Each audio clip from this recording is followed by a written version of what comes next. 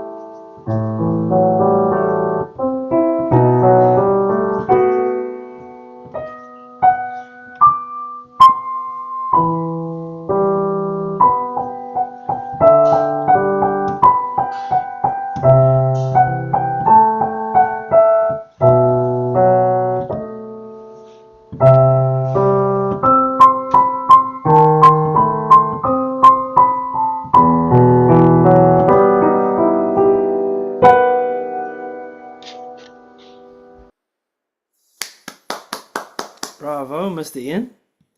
So is this your first time performing it in seminar? No, it's my second. I've done the first draft. This is my All second. right. So, how is this compared to your first performance? What are some things that you have improved? First performance, I only played the first page, so I learned the rest of the page. Hmm. Also, I used to be playing a lot slower in the first draft, so I played it a little faster. Yeah, good. Does it feel good to play it faster? Do you feel it suits the character of the piece? Yeah? Mhm. Okay, cool. What are some other things that you feel have improved in your playing of this piece and your understanding of it? I added a little more dynamics. I also added the pedal. First draft, I didn't have any pedal. Yeah. It Um, really adds to the texture, right? It gives it another feel. mhm. What exactly do you think adding the pedal to the music adds to it? It adds so it like makes the music smoother. Hmm. Yeah. What does it do to the character? Because it will make it smoother, obviously, right? Because it's connecting the notes. Mhm. What else does it add to it musically? Um, Give it another feeling, another sense of something. um, I don't know. Do you think that it makes it sound more like a memory, like somebody is reflecting when you add the pedal to this piece, Yeah, sure. compared to when you don't have the pedal? What do you Yeah. reckon? I, Maybe. mhm. Yeah. Like, do you know the word nostalgic? No. Nostalgic is when you see something and it reminds you of the past. Like a good memory. Like maybe you see a little child playing around in the puddles and they don't care. As you get older, you're not going to play in a puddle, right? Jump into like a pool of water. but there's that feeling of wow, that's what it used to be like to be a little child, and in kindergarten. That's nostalgia. Um, Janvi, what would you say pedal adds to a piece of music like this? I guess it kind of enhances the dynamics once in a while. And Yeah, that's true. Yep. What else? um, like a soft, mysterious kind of feel to the piece. I mean, it does say dolce on the Hmm. top, so it kind of gives like dolce means sweet, so I guess a Right. sweet kind of It does, gentle right? feeling. Yeah, that's cool. What about you, Elena? What do you think adding pedal to a piece of music does? Actually, specifically this piece. I think Does it it adjust really the mood? changes the mood of the piece Right. and makes it sound more like graceful, more Whoa, that's a good word. more together, you know? Yeah, it really does bind it together, right? Um, yeah, I appreciate all your thoughts, guys. This is an interesting question because we don't often talk about pedal and the role that it plays when we play music. Because it can also, Ian, is there such a thing as over pedaling? Yeah, yeah, Right?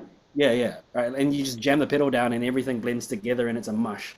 yeah. So you just want to, so there's a fine balance with your foot. You just want to make sure for now that you continue to change it at the beginning of each measure. Um, and then in terms of leveling up, when the melody arrives here in the left hand, I would bring it out just a wee bit more, yeah, and bring down the volume of the right hand. So it's just a balance issue. Yeah. Okay. When the forte arrives here in 25, Mhm. do you feel that you brought out enough forte? Was that the right volume for you, or you reckon you Um, could do more? What are your thoughts? I think overall the piece was really loud, so I think I could have maybe made the rest of the piece a little softer and make this part a little louder. There you go. Right. So think about the balance between the hands, but also of the dynamics, yeah, Yeah. and where they sit, and how much you want to give or how little you want to give. Um, but listen to the recording; you'll know better. Once you listen to this recording, you'll see there are a lot of good things that are very clear when you play. Your musical intentions are clear, but I think you're right. It could actually be dialed down a wee bit more, right, in terms of volume. But great work, Ian. Thanks for sharing. Okay, on we go. Miss Janvi, when you're ready with your camera and your sound.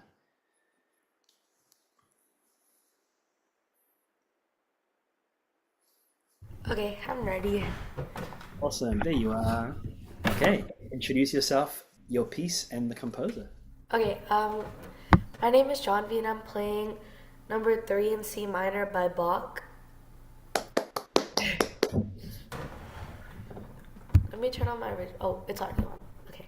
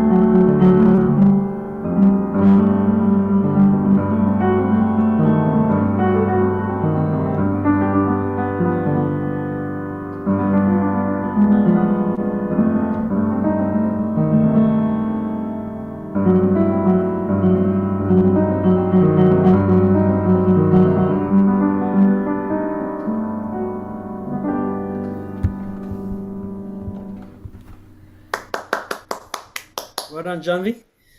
Feels nice to run it, top to bottom. Yeah. Yeah. What did you learn?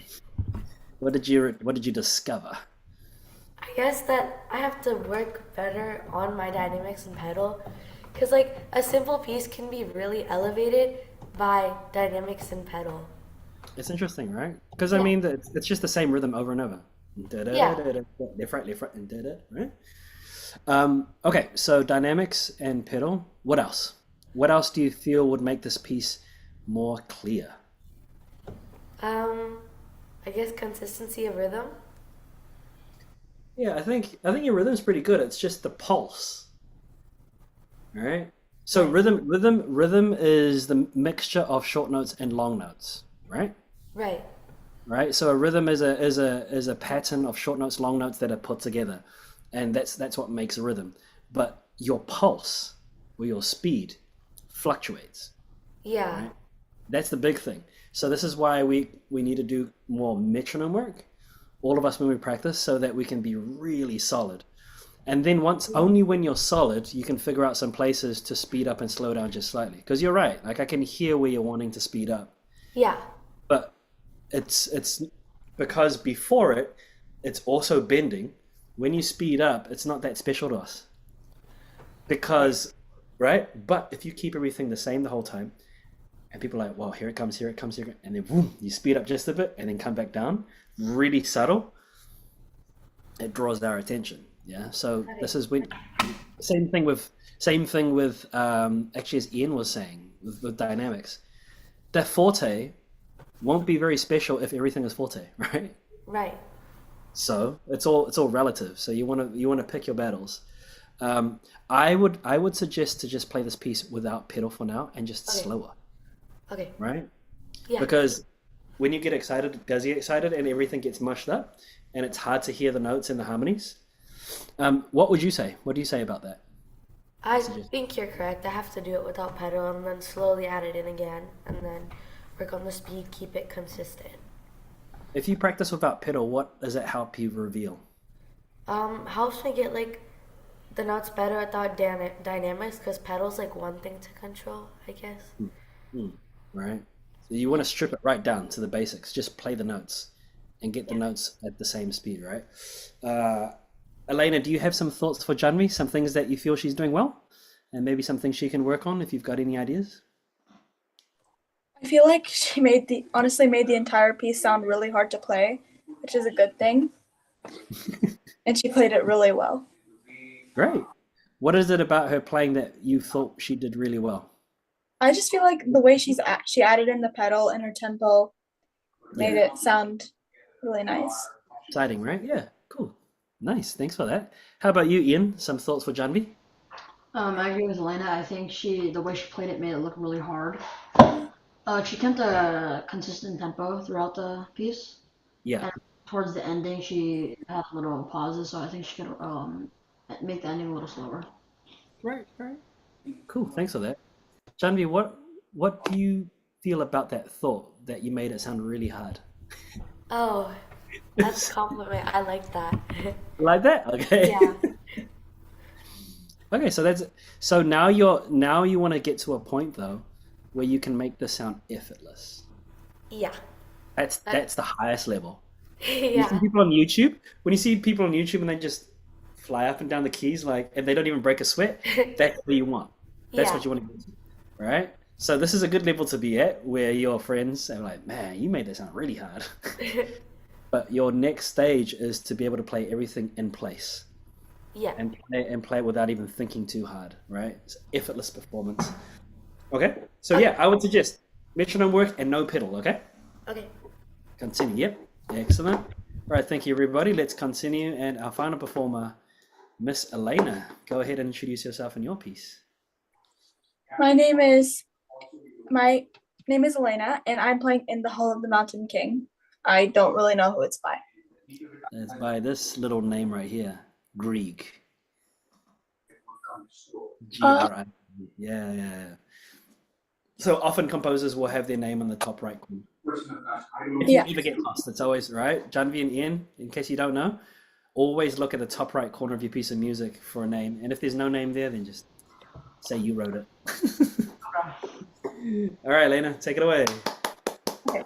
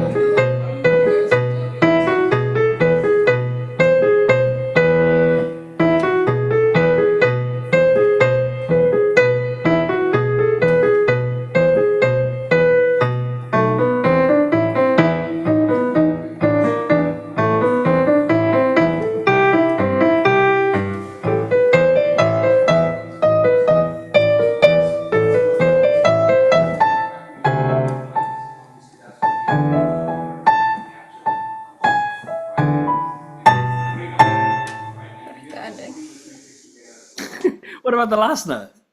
Get us up that last note. Boom, the bottom A.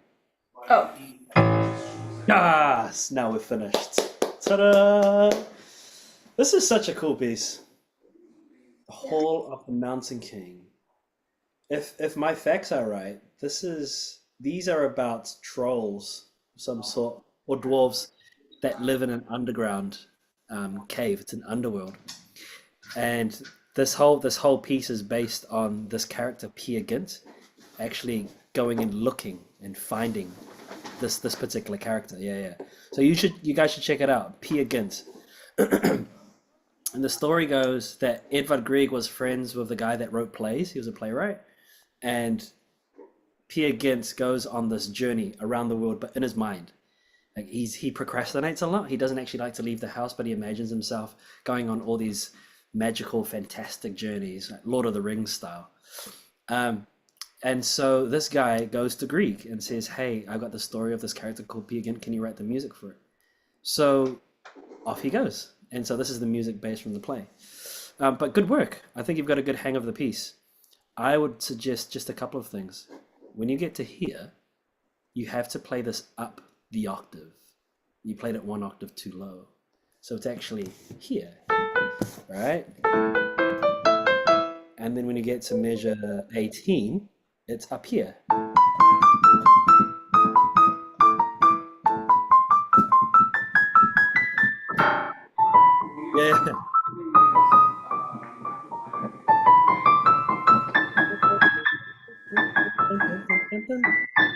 Yeah. Yeah. Right? So that's what I want you to bear in mind, yeah? Okay, some thoughts from our people. Janvi. It was really good, honestly. It was really good in general. What are some things about it that were really good? The tempo was really consistent until the end. I mean, that's better than nothing. Honestly, mine wasn't even consistent, so. And the dynamics are pretty good. Like, loud, because this piece is supposed to be in, like, fortissimo, and you started off in pianissimo, which is pretty good. Yeah, I thought so too. Dynamics are a big part of this piece because it's one massive crescendo, right? From the beginning all the way to the end. Any other ideas that you think that Elena can take on board, Jamie? To continue living? Maybe practice with the metronome, because even though it was quite consistent, maybe at the end it could be more consistent, and probably practice the end more, because I noticed we were struggling a little bit at the end. Got it. Excellent. Thanks for that, Miss Janvi. Ian, some thoughts for Elena? I also think it was a great piece. I think towards the ending though, it was a little more messy. So I think you could work on that. But she had a great consistent dynamics and also a great articulation. Yeah, articulation's a good one, eh? Thanks for that, Ian. What do you think of the audience's critique there, Elena? Do you agree with what they say or disagree? yeah, I agree. Yeah. So I would say then just start your practice from the end. Yeah. Just make sure that you get the notes in the correct register, right? It's already there, right? You just need to make sure you get it in the right place, and double check the notes for the option over here. Yeah. Don't forget this last day. I would challenge you now to play it softer from the beginning and just really grow. Yeah. And just be very, very light. Yeah. Like really sneaky. All right. And just a lot, instead of pushing the hand down to the keys, a lot of just flicking of the notes with your fingertip. That way you can actually create a softer sound, but it's also more crisp. Yeah? Yeah. Good. Is this by memory? No. Well, kind You of, should yeah. you should come back when it's in the memory and you feel more confident with the last part. Yeah? Yeah, it is by memory. For sure. Okay, cool. So just polish up this last part and just work on exaggerating dynamics a bit more and then come back. Yeah? Yeah. Awesome. All right, everybody. Well, that brings us to the end. Thank you so much for performing. Do watch the video back so you guys can make some notes, figure out what to improve for next time. And we'll look forward to seeing you guys again at the next seminar. Take care, everybody. Okay, bye. Anthony. Thank you.